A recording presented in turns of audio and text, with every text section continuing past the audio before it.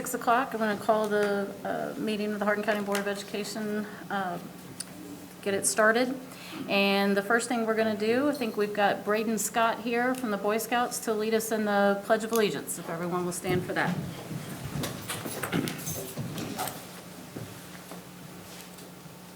I pledge allegiance to the flag of the United States of America and to the republic for which it stands, one nation, under God, indivisible, with liberty and justice for all.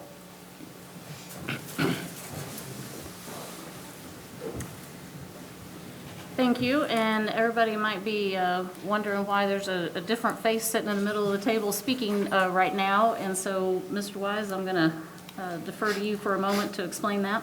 Okay. Since the last meeting, I had an accident and broke a femur bone, so felt like tonight that I may run low on energy, and I've got a very good vice chair, Mrs. Johnson, so we're going to let her chair the meeting tonight for us. Appreciate it. So everybody bear with me. I've got everybody watching and make sure I'm minding my P's and Q's and don't miss anything. Mr. Blaine, can you read our board commitments for us? I will. To improve our effectiveness, the Hardin County Board of Education commits to keep children first, to listen, to be prepared, to be professional, to demonstrate financial stewardship, to represent the entire district and support district goals, and to support board decisions. Thank you. Next, we're going to have a moment of silence. We had a bus monitor, Ms. Marion Helm, who recently passed away. And so if you could join us in a moment of silence, please.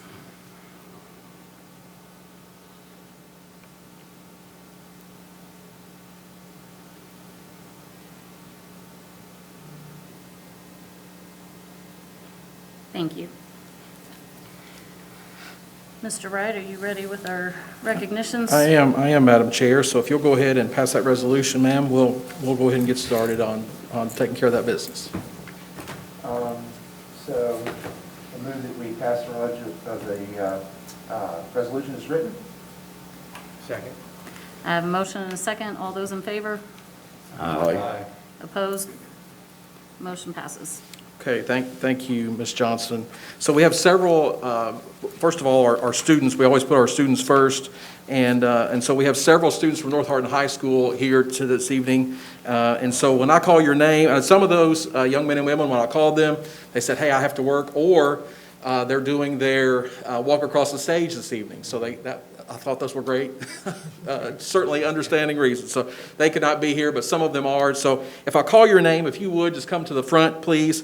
Madison Bays, Mariah Collins, Yaliza Cruz, Joshua Griffin, Brian Jaggers, Ramaya McFadden, Michaela Manier, Jordan Moore, Mackenzie Myers, Jasmine Parker, Jalen Sharps, Brianna Simpson, Patricia Walker, and Mackenzie West.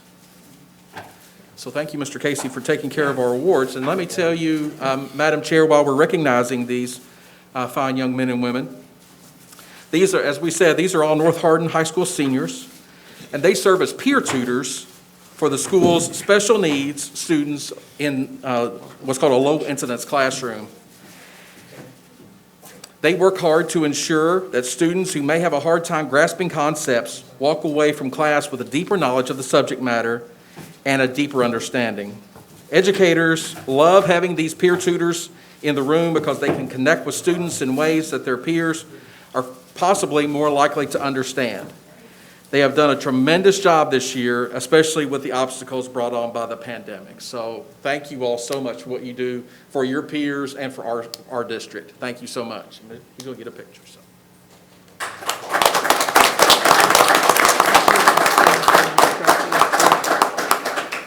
All right, Mr. Wright, is there an instructor here this evening? Are there any North Hardin staff here this evening? I know there's some parents here. Parents, could you stand and just wave? You have talked. you have certainly instilled in them that work ethic, so thank you. Thank you for doing that. All right, Mr. Kyle Lucas, come on up. Kyle, as you all know Kyle, he has presented to this board several times. He is our energy manager for the district, and we are making him the Staff Stronger Together Award winner this month because he has brought lots of excitement and energy and cost savings to the district. Under his leadership, 5 schools have recently earned Energy Star certification status from Harshaw Train. Energy Star schools are buildings that have cut energy usage by no less than 35% as compared to similar facilities. The consumption of less energy means more dollars are returned to the district. There is an increase in savings from operations and maintenance costs. There's a reduced liability risk, and there are lower emissions.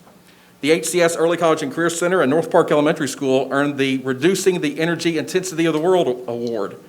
This award is earned by facilities that have made outstanding contributions to protecting the environment through superior energy efficiency achievements. Kyle does not take all the credit himself.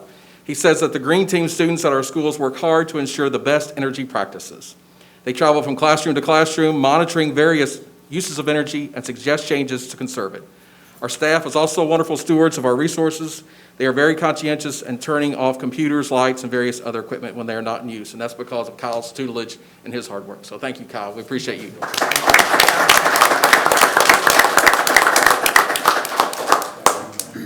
And our final recipient this evening, our community recipient, is Ms. Robbie Richardson.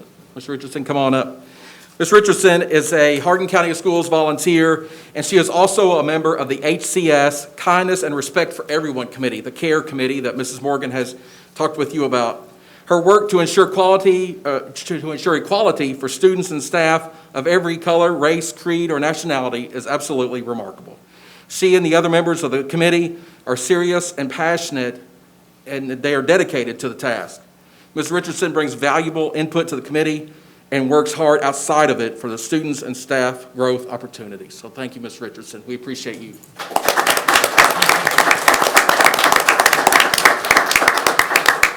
Another great month of recognitions, Madam Chair. Thank you. Absolutely. Thank you, Mr. Wright.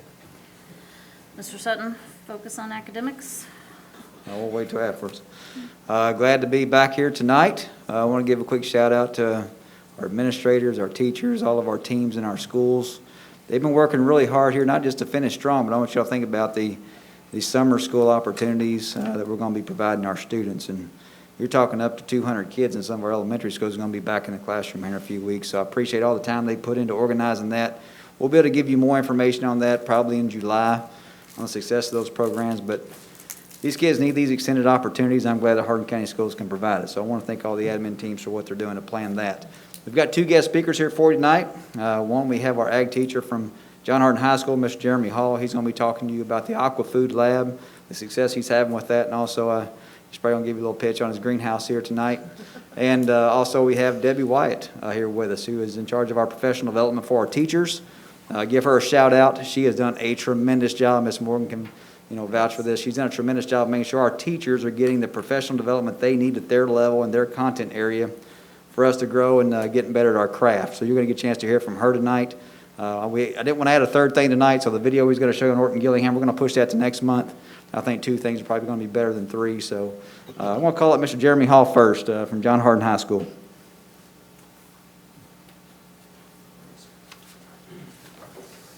Thank you, Mr. Sutton. I appreciate that. Appreciate you guys for having me out here tonight.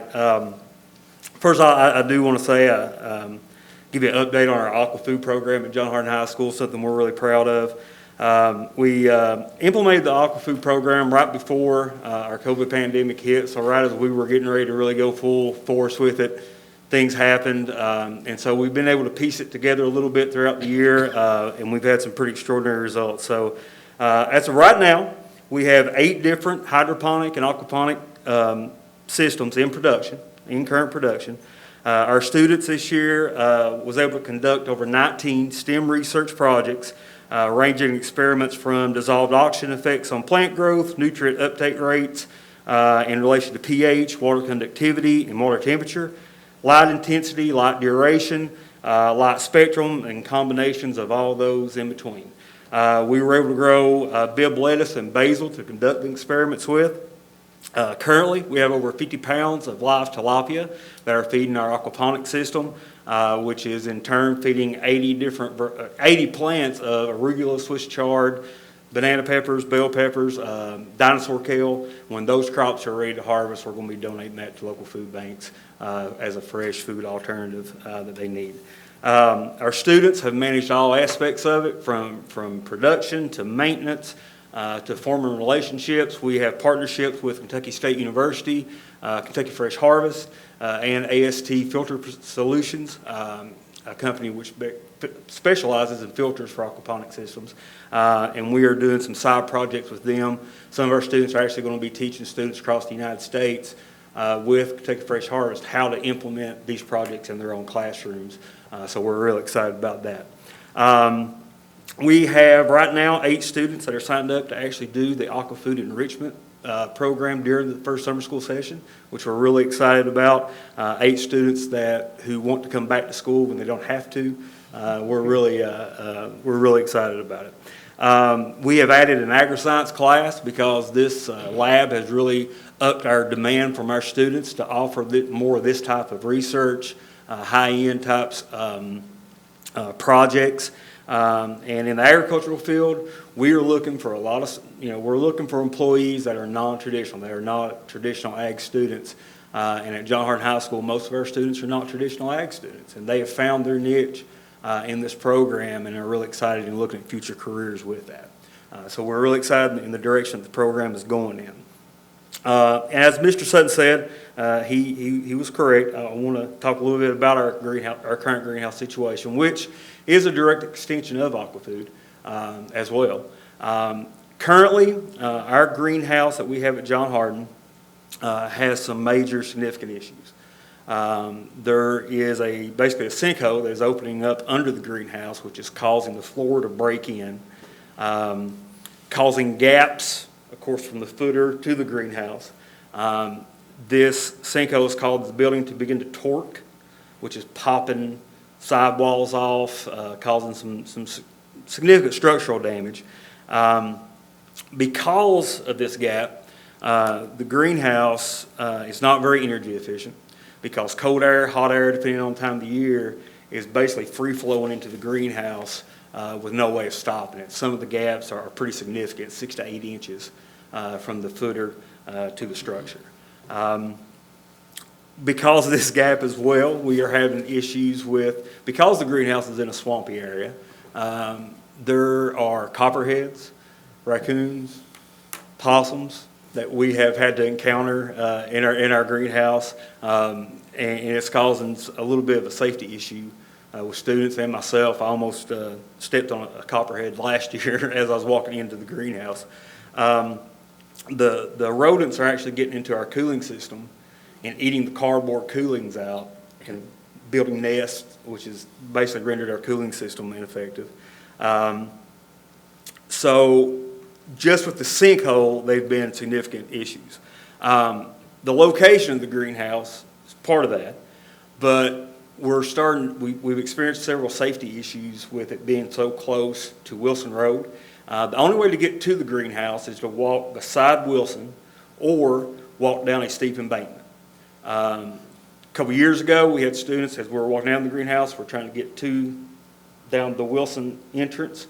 Car come off Deckard, didn't stop, ran into another car, and the car that got hit missed my students by probably 5 feet. And that's probably giving it a few feet. I mean, it literally happened right in front of them. We had another incident where a wreck happened and the car almost landed in our greenhouse while we were working in it. Students have fell, slipped, trying going down the embankment. Because of this, our greenhouse is not compliant for handicap use. We can't get into it in any safe manner.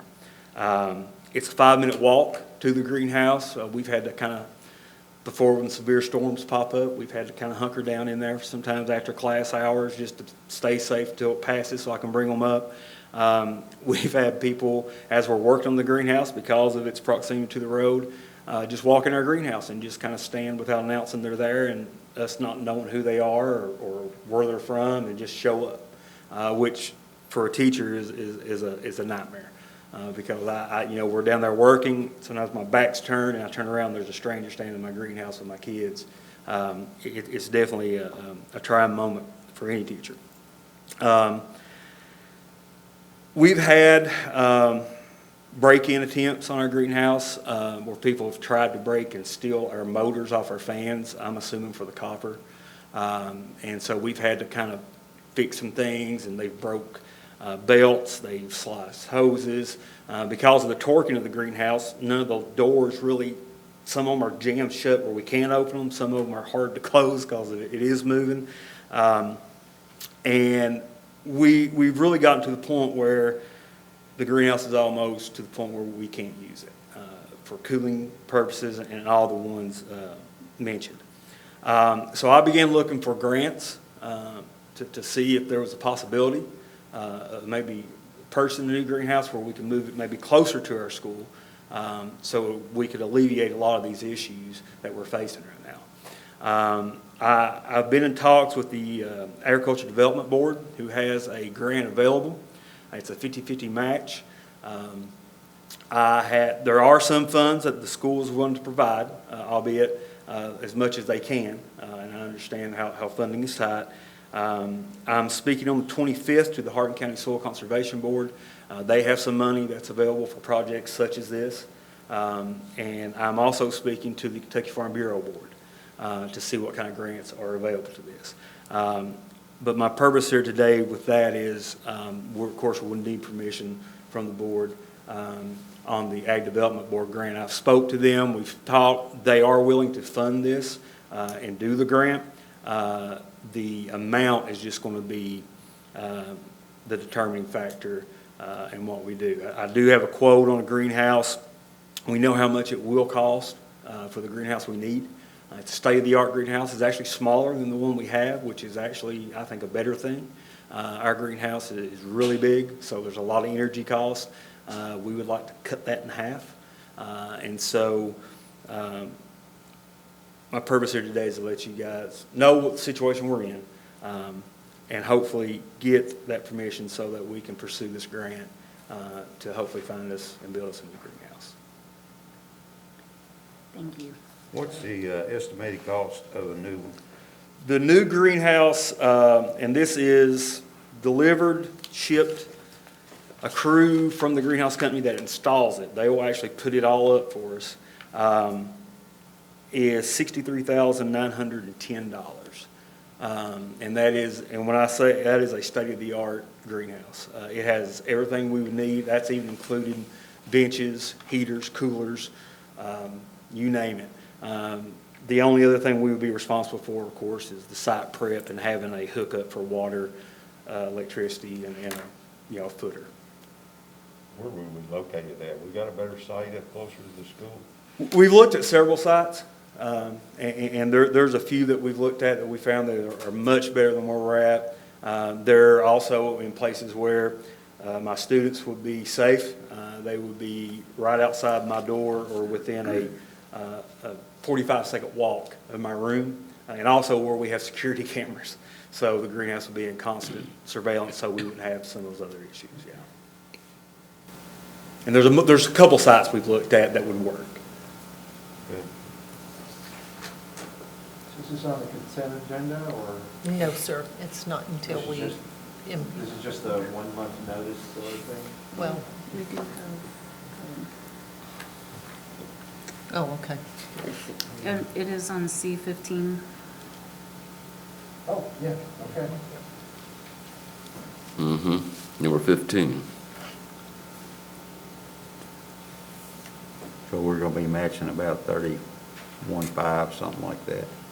Well, it's actually an increased amount. The site, to Site get work. that, site work will cost more. So the grant that we applied for, which I have in my minutes, is a $40,000 grant from the The Kentucky Ag Development Board. Kentucky Yeah. Ag Development. Yeah. And like I said, I'm still trying to find additional funds that we can put toward that as well. So we're working on that part too. We might find some help out there somewhere. You all have got a great program going there. I mean, Thank you, I there's been a lot appreciate that. happening. Our students work hard, and they're pretty prideful of it as well, so they really want this. They're doing their best, they really are. Thank you. Thank you. Thank you. Thank you.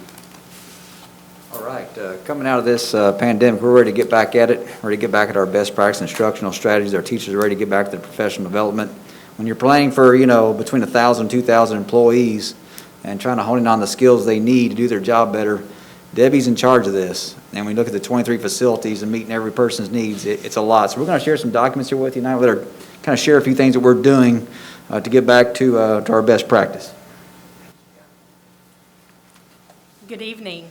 I told Greg that I wouldn't get carried away. I really get excited about professional development, and we try to really customize to meet everybody's needs. So what I'm sharing with you, I'm just sharing some documents. Please realize this is just a Google working sheet. You're going to see preschool PD opportunities, elementary, middle, high, special ed, and technology. And we're not going to go through everything, but I just want to share a lot of highlights with you. Like Mr. Sutton said, PD is a portion of my job. I'm Director of Federal Programs, and under that comes the PD portion.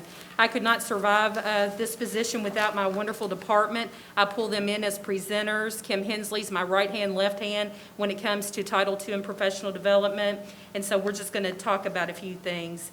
Basically, like Mr. Sutton said, certified and classified employees are required to attend professional development or professional learning offerings.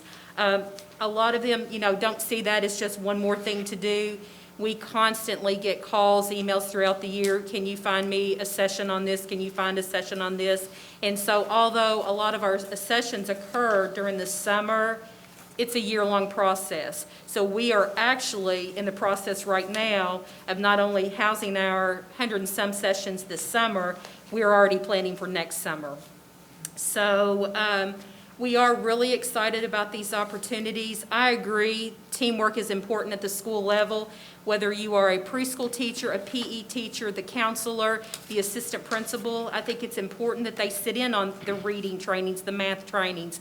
But however, we need to look at their areas too and let them grow. So when you look through this document, you're going to see counselor PDs. You're going to see PDs for PE teachers, elementary, middle, high, content specific, our paraprofessionals.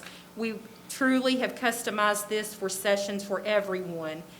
These are the district sessions. On top of that, the schools also have their own sessions. But what I'm sharing with you tonight are just all of the district sessions that we have put together, and you can see there are a lot, and it's a lot just finding the space, finding the presenters, but we are very excited about this. As I said, we not only use our presenters in the instructional services department, we also pull from the talents at our schools. We pull teachers, we pull paraprofessionals, we pull people from the technology department, our special ed department. Those are the experts. We don't always have to branch out of Hardin County Schools. I feel like, I started Hardin County Schools in 1976. Came back as a teacher in 1992, and I know the talents, and even as a parent, that we have within our school system. So we pull those presenters in and let them share and train with their talents. I'm very excited. We partnered with a company called Millennium Concepts this year. I don't know if you all have heard of Dr. Roger Cleveland, but with the needs, with the pandemic, with the times, I think about how things have changed over the last 30 years, even 10 years. We decided to really pull a lot of sessions in on cultural diversity, social emotional learning. You're going to see some things on there, even Mean Girls and social media. And I feel like content's important, but we have to meet those basic needs of those children. So we're trying to tie in a lot of those. We've also used ECTC a lot. We're in a partnership right now with Workforce Solutions, and they are doing some training this summer with our counselors, and we've already set up days throughout the year just to have that ongoing job embedded PD. I remember as a beginning teacher, I would go to a training, I would get the book, I would get so excited, and it would go on the shelf, and there was never that follow-up. So the past few years, we have really tried hard that if you go to a training, there needs to be accountability and there needs to be a follow-up. And our instructional services department, they do a phenomenal job just with the walk walkthroughs, our administrators with the walkthroughs, and even our principals, they sign up for a lot of these sessions, and they sit there side by side with their teachers. I've already talked a lot about the social emotional learning. One thing I really want to brag on our county, and this actually started before I was in this position, we offered a training called Orton Gillingham, and you all are actually going to talk on that in June. We decided to kind of back up a little bit, but just to give you some background on that, that is basically a multi-sensory approach to literacy. We are having so many kids, and this has been a problem forever. They reach the 3rd grade, they're not on grade level. They get to middle school, they're not on grade level. If the students can't read, they're going to struggle with everything. So what we are learning that our children may have so many gaps, and we really have to break it down to the individual skill. We've had a lot of these processes in place for years, but now I feel like as a district, we're being consistent. We're seeing the same thing across schools. We are very transient. So if my child goes from one school to another, he can pick up just where he left off. Just to give you some background history on that, this year we will have all K-2 teachers in Hardin County completely trained, including special ed. Right now, just for this year, and we've got to talk to the company tomorrow, we're running out of spaces. We have 102 already signed up, and we think that's going to continue to increase. When we started this, we started it at the K through 12 level. When you think about literacy, a lot of times people think about that K2, even preschool. Literacy is not. It goes across the board. So we actually pulled in teachers from K through 12. We had 47 that year as almost like a pilot. We were on board. We were ready to go full force. Last year, we trained everybody at the K1 level, and we had 76. Next year, our plan is to open it up. We're going to start with 3rd grade and up. We're going to bring in more special ed to get trained, and we're hoping this will impact all of our students. So just a few little snapshots about PD. You can see I have a passion for it. I get very excited about it. But I remember sitting with the teachers that they didn't feel like that content involved them. So we have really tried hard to find our sessions for everybody, no matter what you're teaching. And if you are a teacher, a counselor, even a paraprofessional, we want to help meet your needs and continue to grow because things change. If I walked right back into the classroom today, I wouldn't do the same thing that I did 19 years ago.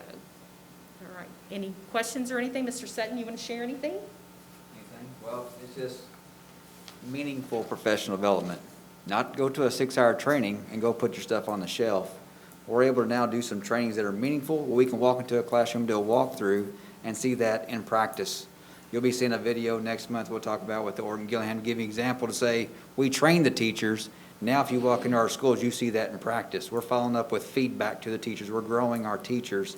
Our schools are in discussion about what best practice looks like. That's systemic. That's how you grow. It can't be one school, it can't be 2 schools, it's got to be every school. So that's where we're trying to get to.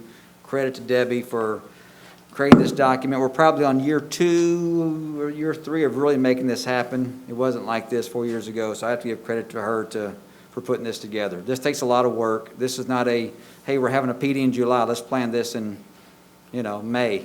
It really is a year-long process, and we're already starting to talk about next summer. So it's a process, but thank you. And thank you all for supporting us in this professional development opportunities for our teachers. Thank you all. Thank you. Thank you. Debbie has really worked tirelessly to make sure we have a good representation. We had a lot of PDs years ago for our elementary folks, and then it sort of fizzled down, and so she has really been building this up. And also, want to shout out she and Jessica. They have been working in what's called GMAP, which is where you have to put your funding matrix for the Kentucky Department of Education. It is a beast to try to work within that program, but they have really been putting in a lot of extra work to make that happen. So thank you all. Along with the PD, we also have the GMAP to take care of. So appreciate you all taking care of that. So thank you. Well, not the same thing as a group that just spent a weekend getting in some continuing education hours of our own. We can greatly appreciate the importance of finding things that are specific to what's truly needed and that can be used later on. So, thank you. All right, recognition of visitors. We've got 3 people signed up. The first one is Victor Hack. Mr. Hack, if you want to come up to the podium.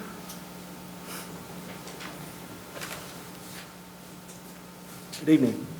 Hopefully my basic public speaking class I took at HCEC 20 years ago comes in handy tonight. I appreciate you allowing me the opportunity to come here. Obviously, I'm here to talk about Bill 128. My wife and I filled out the form, but I felt it was important that I took time out to come talk to you in person. I wrote down some things, and I wanted to just take a few minutes and go through those with you. My name's Victor Hack. Some of you know me, some of you know my family. My uncle and my grandfather actually sat where you all are sitting now, so I understand the magnitude of the decisions you guys will make, not only tonight, but moving forward. I'm a 2000 graduate of North Hardin High School. I've been in Hardin County most of my life, except for some college.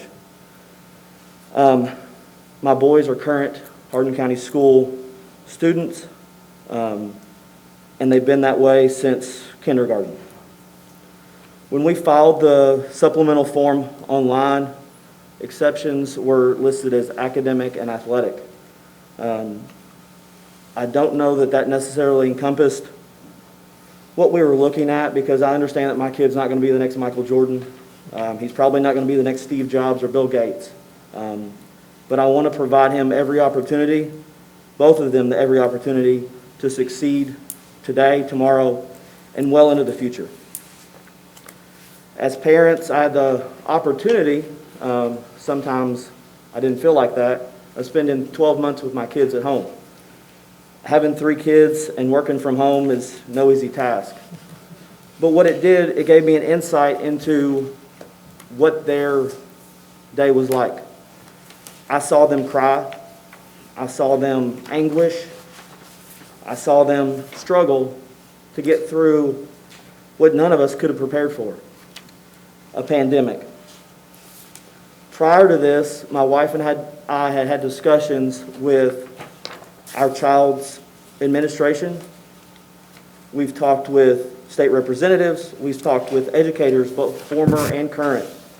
We've talked with current and former principals, superintendents, counselors, and multiple levels of education. We've prayed, we've worried, and we've prayed some more. We understand that all of you have to look at the big picture. I make decisions for my job every day that impacts not only the people in the room, but those throughout the Western District of Kentucky. I just want to put a face to the decision. I want you to remember Nolan and Easton. Sorry. I'm here for you to consider passing this bill so that my boys have an opportunity to catch up socially and mentally from the last year. The pandemic has been hard on us all in a number of different ways. But you could argue that it's been no harder on our youth. They've been stripped of some social interaction far too long, and I believe it's something that only time can help. No one here will argue how terrific the educators are in our system. We've seen it firsthand. I lived it as a student and as a parent. I see it every day. They are terrific. But please, when you make your decision, remember my 2 boys, Nolan and Easton. Thank you. Thank you.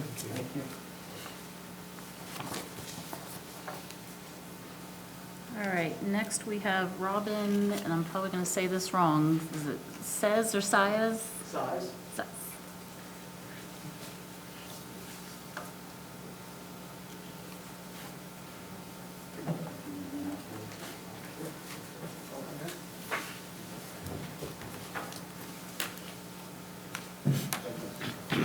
Prepared a short slide deck. There's no more than 173 slides, I promise.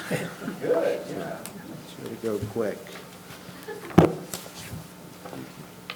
Typically, when I do presentations, I don't like to ask for anything, but after the presentation of the award earlier tonight to the young gentleman named Kyle, I'd like to ask to borrow him for a week. I've got 4 teenagers at home, and if he could help me come behind them and close the refrigerator door and turn out the lights, that'd be great. Can't have him. Good. Well, good evening, folks. Thank you for your time, and appreciate you giving me the opportunity to come speak to you. My name is Robin Size. I'm the co-founder and head of business development for IBV Energy Partners. Also a 10-year Army veteran in the field artillery as a field artillery officer. Our company is a veteran-founded company. Myself and the other founder, Timothy Kim, I was an Army officer, he was a Navy officer, and we haven't hit each other once, I'm proud to say today. So let's go to slide 3, and I'm going to go through these pretty quick to spare you time. I just want to tell you about who we are. IV Energy Partners is an American company based out of Miami, Florida.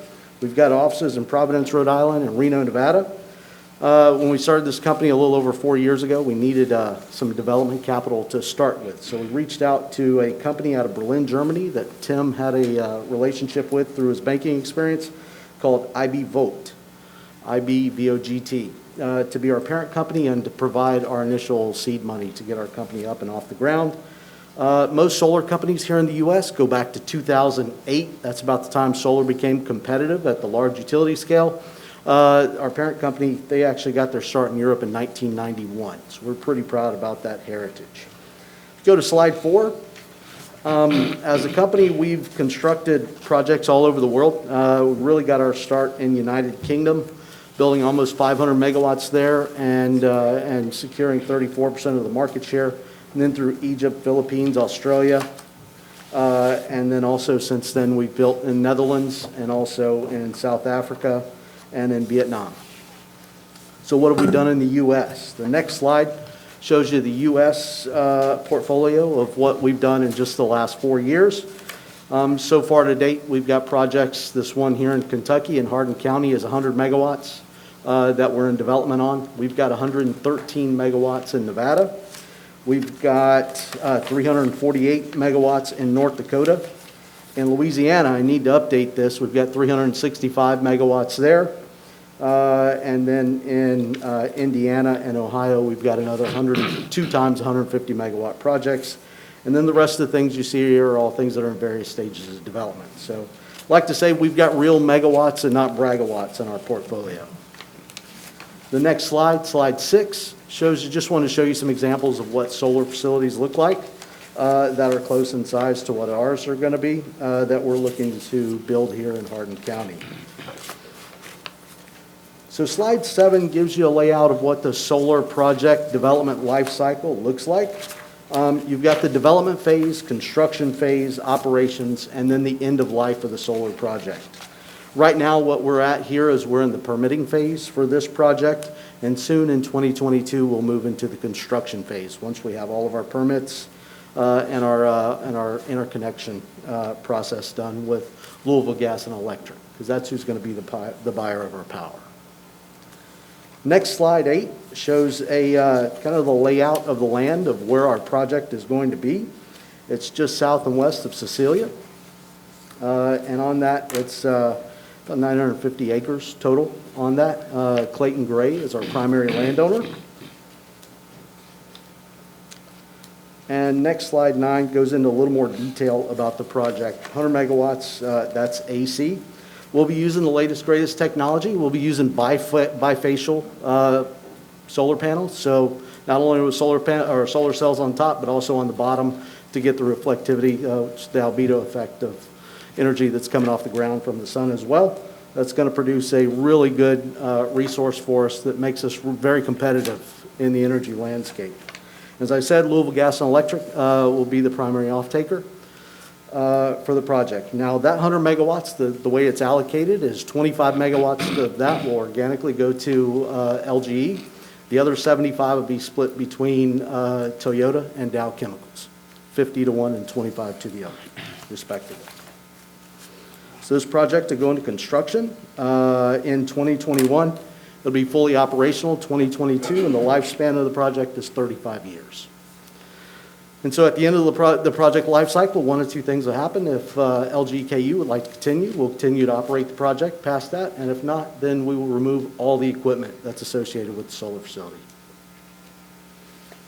Next slide, slide 10, shows you the timeline of kind of where we are. And just I think the big ticket item here is that we are in the permitting process.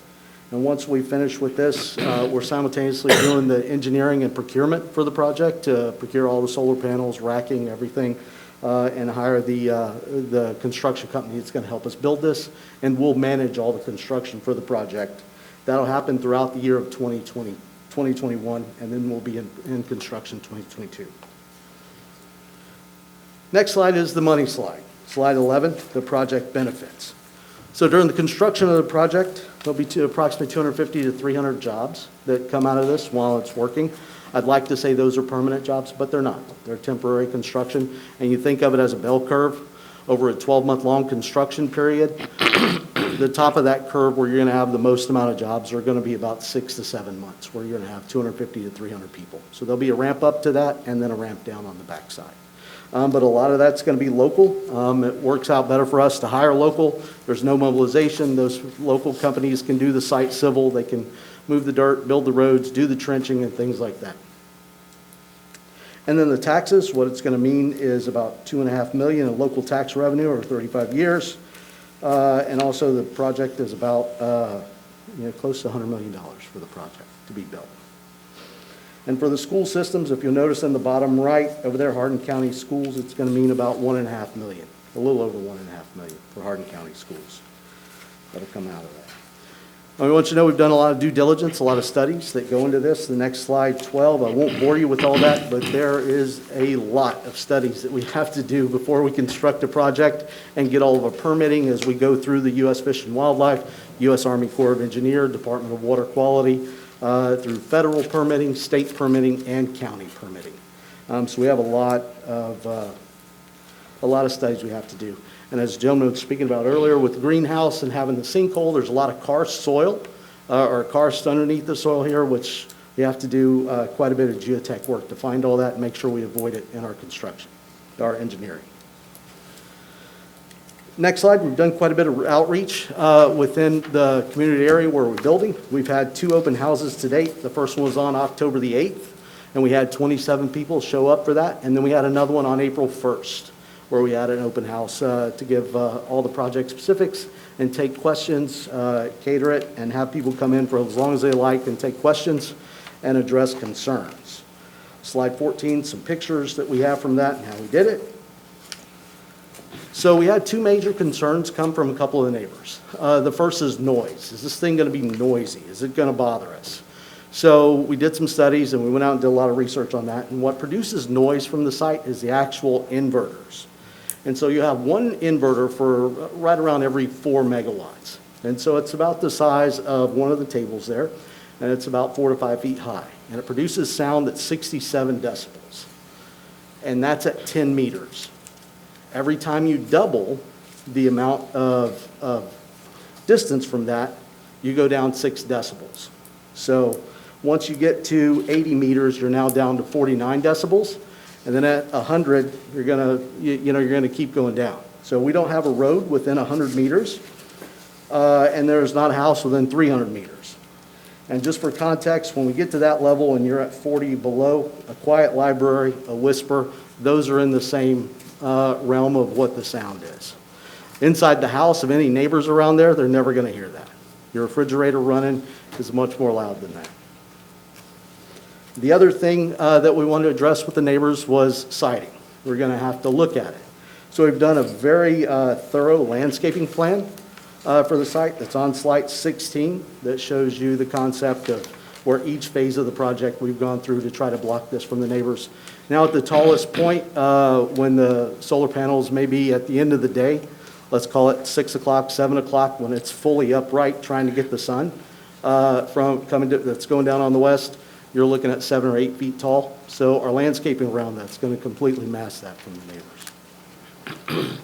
Slide 17 shows kind of some of the trees that we're going to use. It's mostly spruce trees that we're going to plant out there that when we plant them, they're going to be 7 to 8 feet tall, and then they can grow anywhere from 30 to feet tall. Slide 18 just goes into deeper concept about that, and that takes you through the end of the presentation. I know it's probably a little more than you wanted to see on it, but I wanted to give you some information you can take home and look at it as well. But very excited to be here.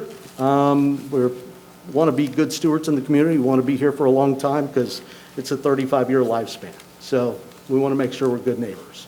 So I wanted to tell you about the project tonight and take any questions. With that, What happens to the solar panels at the end? So these same solar panels will last for the 35 years, or do you replace them throughout? so the useful lifespan of them is 35 years, and that's what we model. Our industry is somewhere, about 12 years old, 13 years old here in the U.S. I think it's going to follow the same path as the wind turbines, where around year 15, you're going to see technology catch up, where it's probably going to make sense to go out and take those solar panels off and go put a new solar panel on that's much more efficient, because the industry is moving, just like your cell phone and things like that. You may buy the iPhone 10 today, and, next September, the 12 is going to be out. Something like that. But the solar panels themselves, there are companies and a whole industry in the U.S. that's starting that's based on basically recycling solar panels. Are these solar panels primarily sourced from China right now? They're coming from all over. Obviously, China's probably the cheapest and most efficient. They're also coming out of Vietnam, South Korea, Canada, Mexico, and even, I believe, Turkey. And this is a single axis tracker and low growth grass Yes, sir. underneath. Yes, sir. Yeah, so we'll work with the local ag extension agency, find a seed mix that's low and slow growth that's native. So essentially, in going through our stormwater prevention plan like we have, the use case, once we're done, is going to be much better than what's there now, based on the planning and the way we're going to design this, or the way it's designed. And we're going for a conditional use permit hearing, I believe, on June 17th. And so we've turned everything into the county. Got, as I said, the stormwater prevention plan, and essentially ready for construction drawings. So is there a substation somewhere to synchronize and to the power grid and get a grid intertie somewhere? Yes, sir. So there's two substations. Well, there's one substation, one switchyard. There's a project substation within the project boundary, so within that purple layer. And then there's, if you look at that map, there's a yellow line that goes. We're tying into the LGKU 138, it's Black Branch. That's the one that feeds the industrial park, right? That's right. So we're going to do that, and we'll build a switch yard that is right under that. In order to get there, we're going to have to build a 1.5-mile overhead transmission line. And is that mid voltage, high voltage for that, or? Well, everything within the solar facility is 34.5 kV, but that overhead transmission line will be a 138 kV transmission line. And that's where the switching, that's going to happen? That's go to the switching station. Okay, I got Yes, it. sir. I see it on Yes, there sir. now. I missed that. Yeah, no worries. So all the property within that, we're leasing from a landowner. Okay. We have 3 landowners that get us to that switching station, and then typically you buy the property for that, for the switch yard, but we're actually leasing that due to some laws and rules in Kentucky being a little bit different from other places. Yeah, we're not sure maybe we'll get better at solar over time, but we're not quite there yet. Well, that's just the normal zoning and coding that we're dealing with, and rules that are different for a regulated utility in the state versus a non-regulated power producer like us. Okay. Yes, sir. That's all I got. Good. Any other questions? Anyone else? Great. Well, thank you so you. much for your time. I appreciate it. Have a wonderful evening. Thank you. Thank you. All right, and the last visitor that signed up is Laquita Gaskins.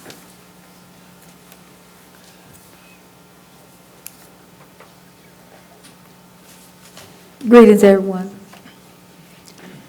I'm coming before you tonight with a proposal for a turnabout in a driveway off of Education Drive.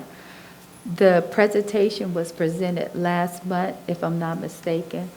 What I'm asking for is, it's at the very end of the school board's property. Coming off of Joe Prather and Education Drive, we have a lot of cars that come out early in the morning for this, drop off the students. And sometimes they get behind, I guess, getting to work. And so they'll try to turn around right on that edge. And they get stuck. And so my husband and everybody have to go out and try to help them get out. And a lot of times We have to walk the kids over to the school from there. Also, I use that area down there to help in the community with the homeless families. I do consultation work from out of that little house that you see at the bottom of that hill. And the parents or the social service people, whoever dropping the families off, they'll try to pull over to the side. But again, the drainage is not so good right on that edge. All the water builds up right there. So normally they're trying to walk from over on the other side of the street to come across, to come up to the house. And the cars are coming off of the new 361 on that part of the road. And it's a little scary when you're walking across there with kids. We've been in that house over about 20 years now. So we have been good neighbors with the school for that long. A lot of the kids come over from the school when their parents is running late and they have to hang out there. My husband, he said when he grew up as a kid, kids drunk out the water fountain, drunk out the water spigot outside all the time. Me, I'm a little nervous about that.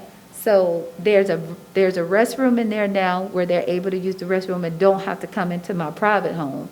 And there's also a water fountain out there now where they can walk down and get water or fill their water bottles up. What I'm asking the school to help me with is to allow me to use that area to make a safer turnabout right there on that end. We're footing all the costs for it.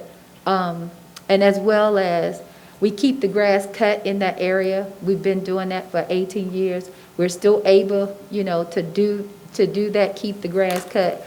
So there wouldn't be a fee or a cost to the school. Again, we've been there 18 years. We also had a relationship with Willen Elementary School over the years where we had church service there. We did it for about maybe 2 years. We never had any incidents, no problems. We got full coverage insurance. We keep an addendum. So again, there will be no cost to the school to support me in helping in the community with putting a safer turnabout or drive there. And it's not a permanent structure. So if any time the school needed to use it or needed it back, it would be easy for us to take the rocks up and move the drainage if there was a problem.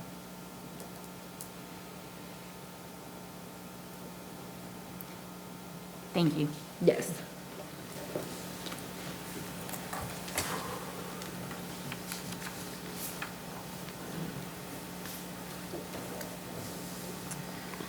All right, next is construction updates.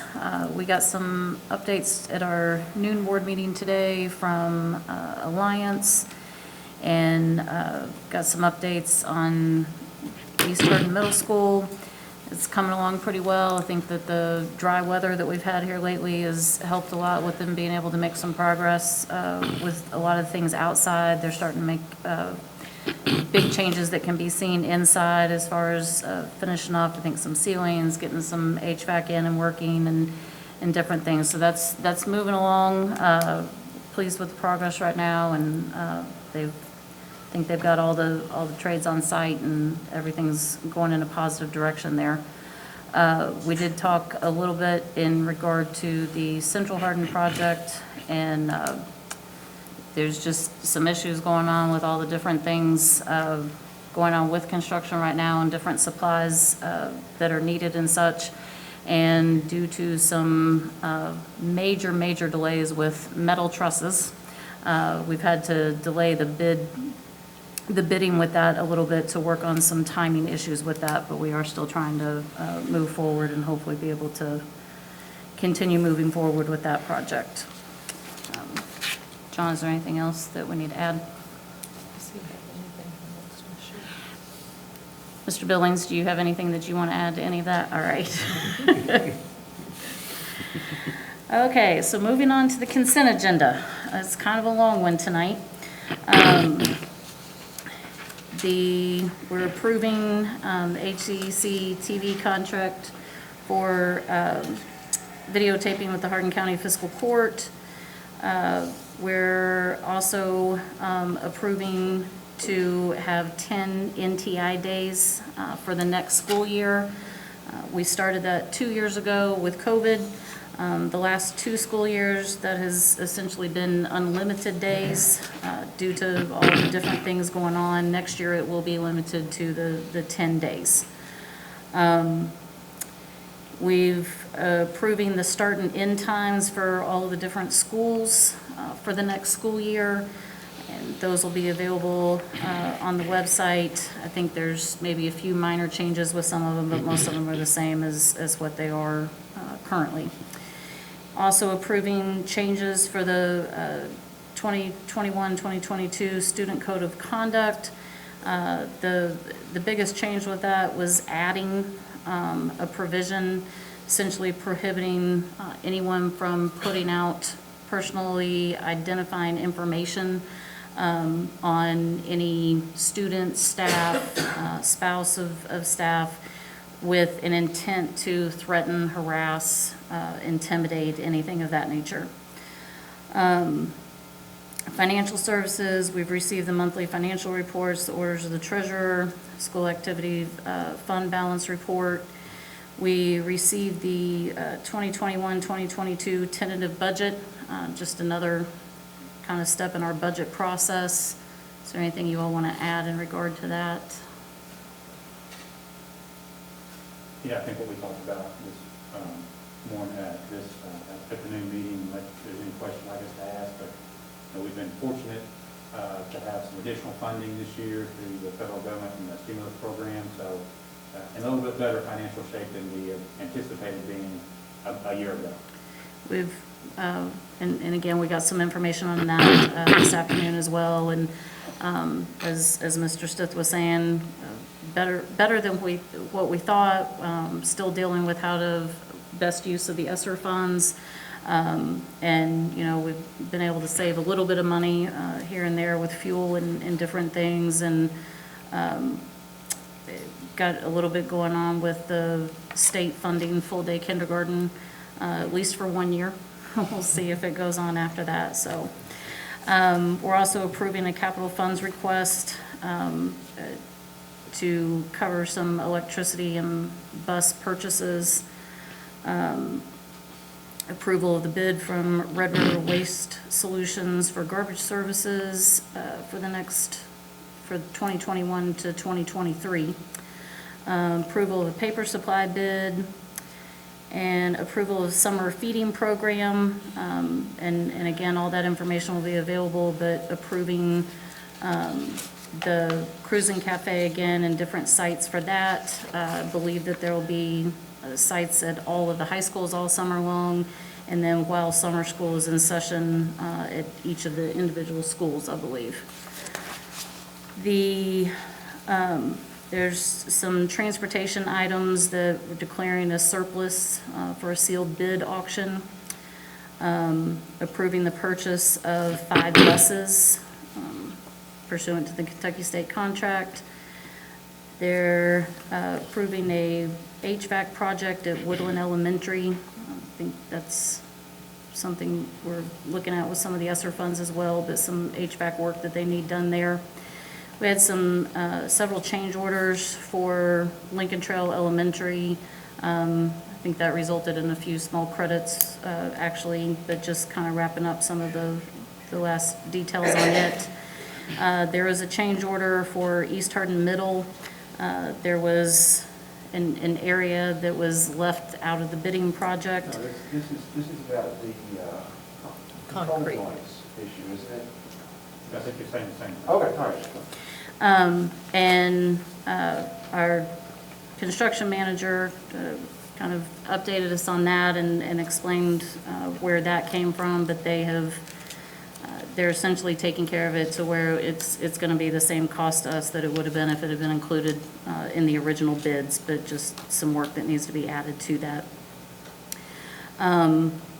Looking at approving a Zonar contract, which, and John, you can explain a little bit more, but it's really something that we can put on our buses to help basically, we can monitor what's going on with the buses more, and also maybe monitoring that parents can do for the children on the buses and different things, just to get some different information with that. There's some other districts that are starting to do that, and just something that will hopefully be helpful down the road.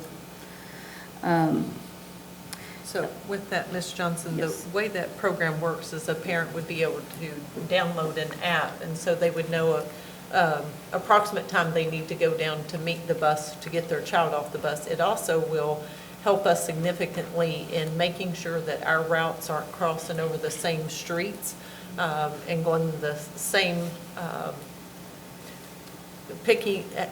doubling a route. So hopefully it will save us financially by making our routes more efficient.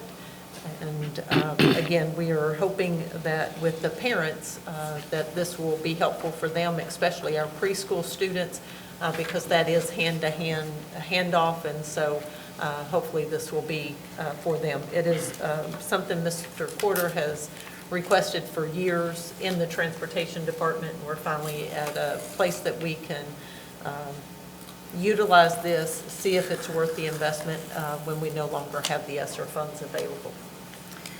And I think that's something that would be comforting to parents, to be able to get some of that information a little bit more quickly if there's any delay or anything of that nature going on. Approval of matching funds for the John Hardin High School Greenhouse Grant. We've already discussed that some. Sounds like that's something that's pretty needed. We received some information in regard to an easement for Wendy's that is going to be built over near Central Hardin. And then we received some information on the district facilities plan facilitator, potentially using an outside source for that. On human resources, we received just information, the typical information, along with the contract renewals and non-renewals for the upcoming year, classified, non-classified substitutes.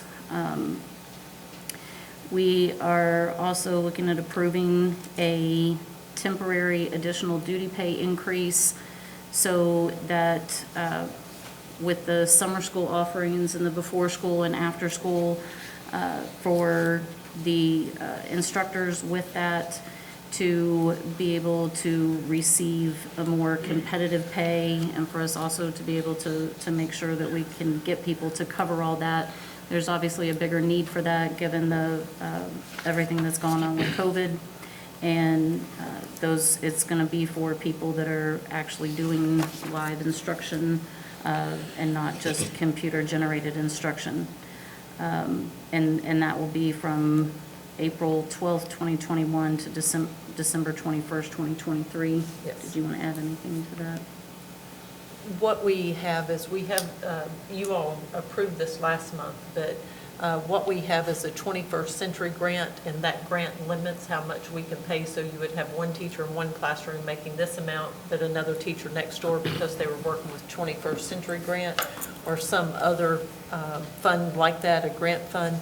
So the ESSER funds would be used to get them both at the same rate of pay. So $25 of it will come from the grant, and then we will supplement the rest of that with the ESSER funds to make sure that each person doing the same job is paid equally, regardless of what the majority of the funding is coming from, And that's still for 2 years? until December 2023.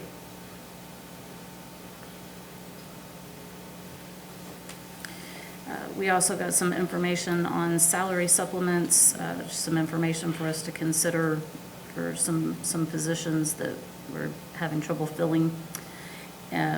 We received the school's SBDM minutes, the PAC information, and approval of minutes from the April lunch meeting and evening board meeting. So, is there anything that anybody wants to discuss, pull out? I think we covered a lot of it in the new meeting.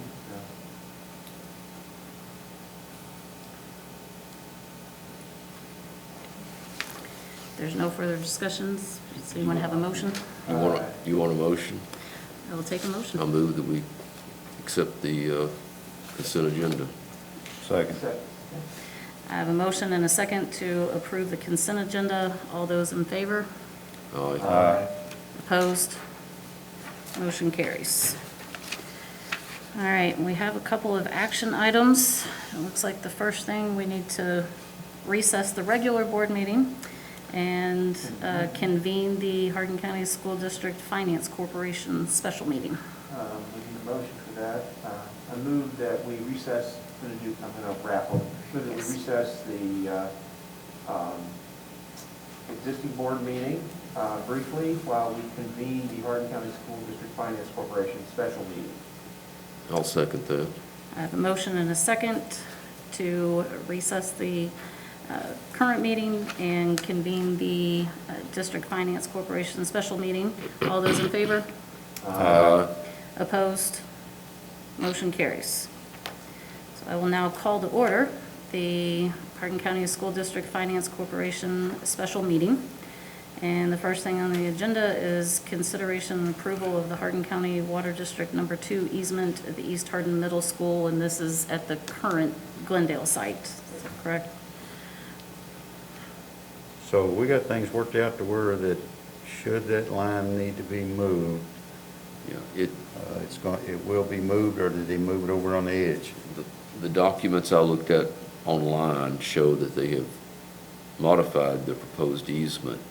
Instead of cutting across, that they're following the street and making a 90-degree turn instead. And I assume that's the easement we're being asked to Yes. adopt, that second one? Okay. Well, we all need water. This is about sewer for Glendale. It's a sewer line, isn't it? Yeah, this is sewer line. And that Glendale. Which is a very big deal for Glendale. Very big deal for Glendale. Joint State's been venture. working on that for a long time. Yeah. So, okay. John, does this affect us in any way with the second? Is this better? The second easement proposal's more ideal, correct? Because we don't cut across the property? Yes, it follows the current county road system, so to me, it makes the most sense. Okay. So, I move we accept the Hardin County Water District Number 2 easement as in their amended proposal. I'll second that motion. It's truly something that will be beneficial to the community of Glendale for sure. I agree. Being a good community partner, and it doesn't seem that there's a downside to us. So I have a motion and a second. All those in favor? Aye. Opposed? Motion carries. I move we adjourn the Hardin County School District Finance Corporate special meeting. Second. I have a motion and a second to adjourn the Finance Corporation special meeting. All those in favor? Opposed? Motion carries. So we will now reconvene the Hardin County Board of Education regular board meeting. And we have another action item to consideration of approval of the supplemental year, the Senate Bill 128. Discussion on that? If I may. So each application was sent to the board members. And I appreciate Mr. Hite coming and speaking with us. When the legislators made this bill, it came out as initially what was called a red shirt bill, and most of us identify with the red shirt bill of being an athletic bill. But it was to also allow for a supplemental year for students. First, I want to let you know, Ms. Taylor, I'm going to ask you to correct me on this. Had some low incident parents. This would be students who have a handicapping condition, generally a significant handicapping condition, wanting to use this as a supplemental year for their students so that they could remain in school until they were 22. What we found out through the research is that is only for this 1 year only. So years after this, if they took the supplemental year, they would still have to exit school when they're 21 unless they are grade 14 this year. Those would, after this 1 year, go ahead. It always ends at 21. Even if they are currently 21, there is no provision for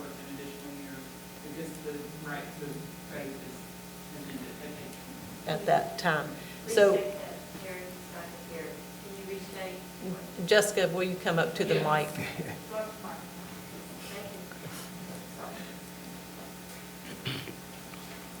This is our Director of Special Education. I want to make sure we say it correctly.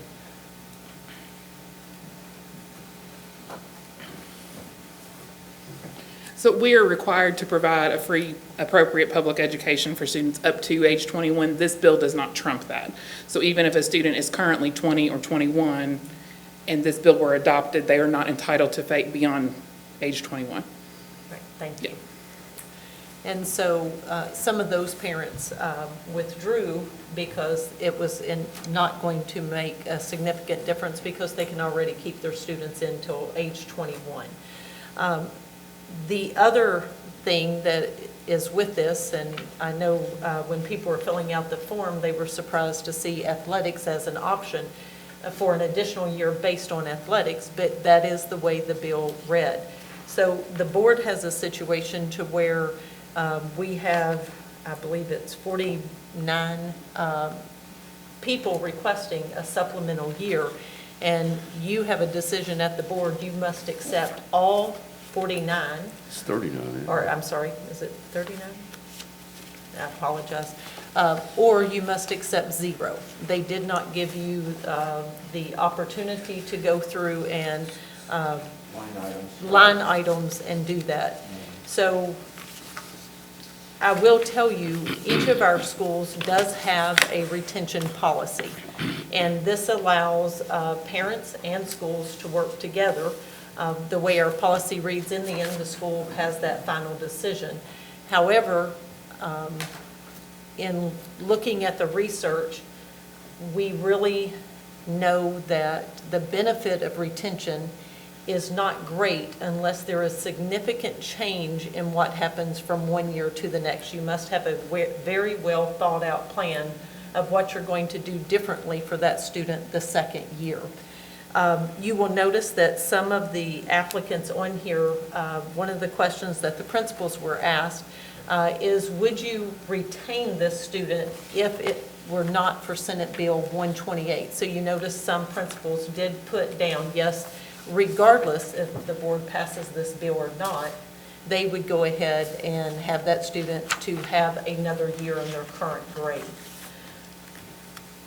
The ones who are marked no, based on your all's decision tonight, it's going to be really important for our principals to go back and have conversations about this bill, about what the parents hope to gain from this, and what they can do as a school to make a difference, and is it necessary to do the supplemental year in order to get an additional year in school?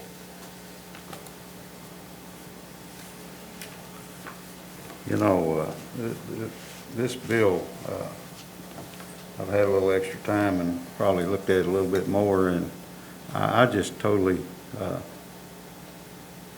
don't see that it's worthy of being a bill. If that student needs to be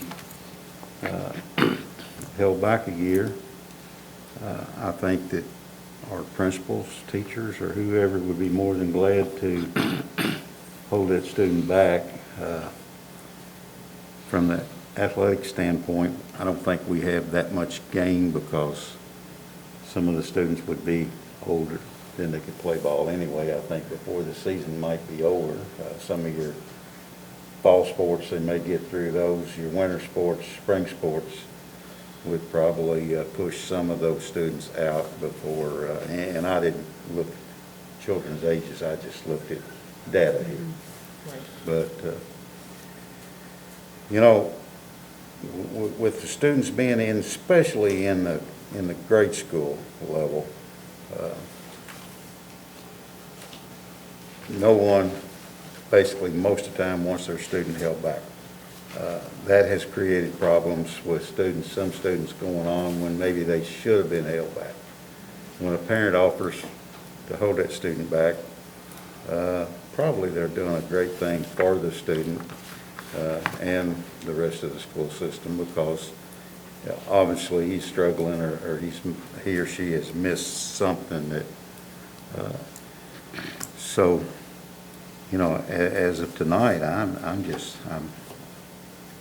have a hard time voting to approve this Senate Bill 128 for a supplemental school year.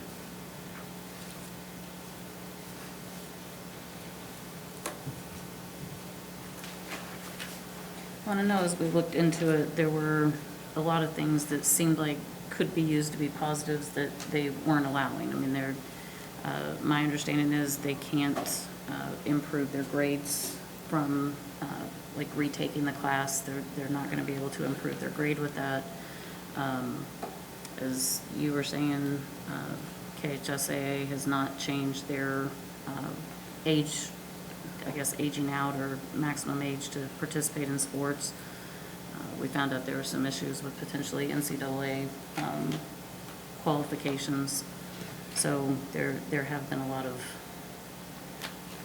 seemingly negatives that have come up with it.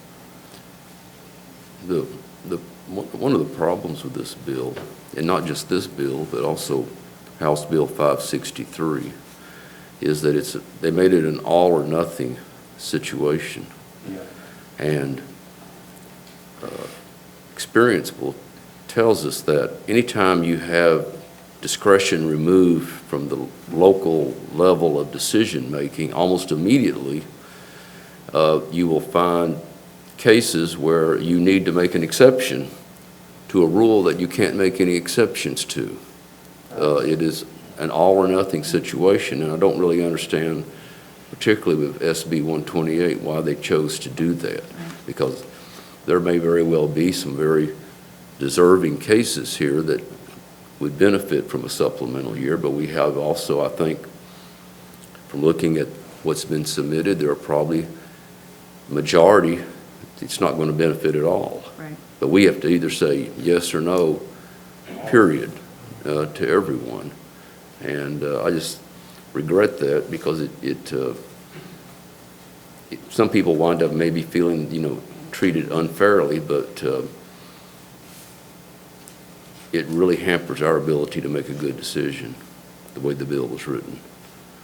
Yeah, the bill didn't get much debate, didn't get much thought put into it. It was rushed through, and I think they just felt happy to do something that sounded like they were going to accomplish something, and put the problem down to the school boards where they had to take it all or nothing. And that's where we are, and I'm inclined to take nothing, unfortunately. There are certainly cases in here, and we had some presentation about that, where you can understand why they would want this. But there's many where I clearly, it isn't going to help some of these situations to take all of these. I have a hard time accepting that we don't get to say yes and no on a per case basis, but if I'm forced to make a grand decision on all of them, and I am, and now my inclination would be to say no. And that's a hard one. If you all do vote no on Senate bill, what we will do is we printed out each application. We sought input from the principals. We would send those back to the principals and then give them the individual consideration of if they would like for that child to be retained to do an additional year. So because you all vote no to 128, Right. doesn't mean individual schools Right. cannot do those things. So it seems like we get the decision at even a lower level, line by line, if we say no, whereas if we say yes, we just take them all. Yes. Yeah, I totally support the principal or whoever working with the parent. I mean, that's something that we should have done if we'd have never heard of Senate Yeah, Bill 128. Right. Right. You should get the kids what they need after That's right. this last time. Absolutely. Absolutely. The concern our principals had, especially at the high schools, is that if they're a senior and as soon as the season ends, then they end the school year. They are not going to continue because They are having to repeat the same classes. There is no improvement of your grade. There is no improvement toward keys. So if you were to get a higher grade, you cannot say, hey, I got this A, I would like my keys money based on this A. They are not allowing that And that's to be terrible. recalculated either. is. So, It's awful. And for the high school kids here, the NCAA issue is they have to complete high school in a certain number of semesters, period, or they are ineligible for Division I play. Not just scholarship, for Division I play. Right. So it actually would hurt some of these people that have asked for it. They just don't know that. So we do nothing, or do we need to? If we do nothing. I think we need a motion. no, they are asking for a motion, and we would enter that. They want a motion to hear whether we're going to decline or accept it. I move that we decline to accept the applications we have, and therefore we don't implement Senate Bill 128. Second. I have a motion and a second to decline the applications and not approve Senate Bill 128. All those in favor? Aye. Opposed? Motion carries. Let me say, I really want people that need it taken care of. That. Absolutely. We'll have those, that discussion with our principals. All right, that was our last action item. I don't believe we have any new business. I hope not. That's quite an introduction there, Dawn. I know, that would be a first. I picked the perfect night. You did, The you longest did. agenda in about 5 years, I believe. All right, we're down to the superintendent's report. Excellent, thank you. I realize that you had the greenhouse on here, and the amount on the greenhouse, and this is a grant that Susan Ryan has worked on, and that is an amount of $40,000 that they have told us if we will write the grant, they will approve that $40,000. So your contribution, again, they say it has to be matching funds, but you could hear from him that we need to move this greenhouse. Mr. Stucker is back there. He will tell you that it is not in great condition, and also our students with disabilities are not able to easily access that building. So really the $40,000 is a bonus, and once again, we appreciate our grant writers for that. We also received grants for an additional $55,000 to help us put new dishwashers into our buildings at $25,000 each, and then an additional $5,000 for a warmer. We also received a 21st Century grant for Woodland Elementary. This is a 5-year grant. It is in sort of a group with the Hardin County Library in Elizabethtown. They will be partnering with us and doing some activities with us, especially since they closed the Radcliffe branch. So that grant is for $655,000, and that is a 21st Century grant. So we just really appreciate their hard work of going with these grants. It has certainly given Hardin County a lot of several $1 million over this. Also, I want to just echo what Greg and John and I talked about today, and just to compliment and thank our teachers and our administrators. I assure you, no one in this district signed up to be a teacher or administrator during a pandemic. Luckily for us, this only happens every 100 years or so. So those of you who aspire to live to 130, 40, 50, best of luck to you with the next pandemic. Hopefully it'll be at least 100 years.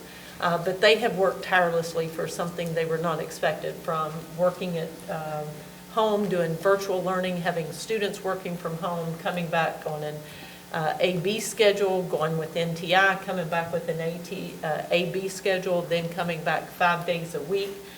Several districts went 4 days a week. Our teachers, we felt it was important to give our students that 5 days instruction. Some people questioned coming back the last 6 weeks of school. That has truly given us the opportunity to get our students back into school It has given us the opportunity to do some assessing, to figure out where students are at, which also brought us to the need to have a very extravagant summer school program, not for just kids needing remediation, but for students who need enrichment. While some students did not have a learning loss, they certainly did not have the gains that we would want them to have. So our destination acceleration is for all students at many of our schools. Of course, the high schools will be doing credit recovery, but our elementary schools will be doing a lot of STEM activities this summer. We want the students to have fun, but we also want them learning while they're there. So I just really want to thank all of them for their hard work, our cafeteria workers, our bus drivers.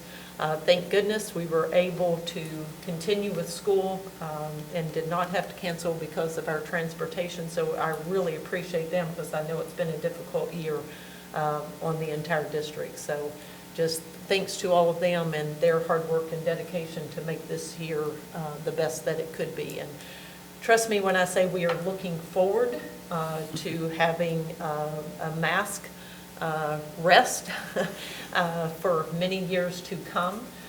We are looking forward to having PDs in person. We are looking forward to having open houses at the beginning of this school year and welcoming our parents back into the building, welcoming our families back into the building, and having family activities again. That's just really important for us. So again, thanks to you all for your leadership during this time. I know you've been worn out with phone calls and emails about what the right thing is to do and when's the right thing to do it. So I just ask for everyone to show appreciation for everyone's putting their best foot forward, even if we weren't sure what that looked like throughout this time. So I think we're to the other side. That is it. Thank you very much. It seems like it was only yesterday we were trying to make a decision to go back in August. Absolutely. And it really has gone fast. I know it's been slow for the educators but it has really passed quick, seems Well, like to me. and I'm always proud of Hardin County Schools, Yes. but this past year, just the way that it's been tackled and handled, and I think we've done it as well, if not better, than anyone. And we've made it, hopefully, and last day of school tomorrow, and hopefully we're all back to normal in August. I think we are going to need an executive session. After that, we will not be taking any action, so you all are welcome to hang around, but there won't be anything happening when we come back. Come back and adjourn. So. Yes, we will just come back and adjourn. The board calendar, tomorrow is the last day for students. Memorial Day, May 31st, the offices are closed, and then June 17th, we have our regular lunch board meeting and evening board meeting here at Central Office. Want to say congratulations to all the seniors graduating. We've attended 3 graduations so far, 1 more tomorrow night, and it's always a special honor to be able to do that and see all the hard work pay off. So congratulations to all of them. The purpose of the Yeah, we'll have to- executive session is a student hearing update. And it is for a student hearing the executive session. Okay, great.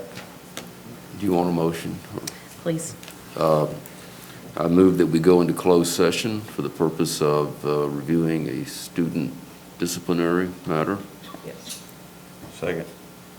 I have a motion and a second to go into executive session for student issue. All those in favor? Aye. Opposed? Motion carries.